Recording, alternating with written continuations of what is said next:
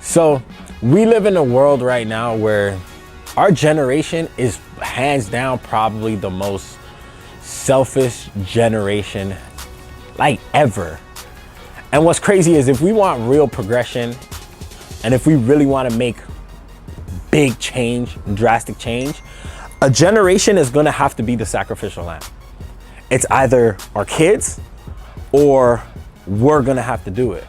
I've been saying this repetitive thing that if our kids have to go through the same things that we went through, we completely failed them.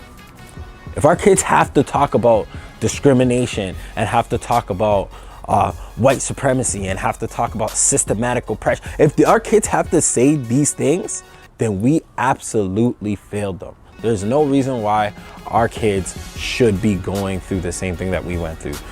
As a parent, as somebody who came before them, in terms of whether it's a generation or it's your child, you have a responsibility to make multiple sacrifices so that your child has a better upbringing than you do. And if we're not careful, we're going to have the same thing repeat itself. And then one day we're going to look back and be like, oh, why is things still the same?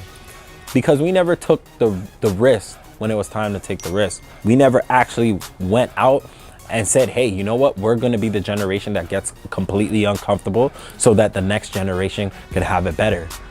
Somebody's going to have to do it. And pushing away the responsibility isn't going to help nobody. So it's time to get to work on that front. We can't just keep pushing it aside. We have to be intentional. We have to be serious about what we're trying to create for the next generations and the generations before us. You think about it. If our ancestors didn't fight, we wouldn't be in the position we're in right now. We wouldn't have anything. Somebody has to take the risk and understand that when you're here, your job is to make sure that the next person gets it better.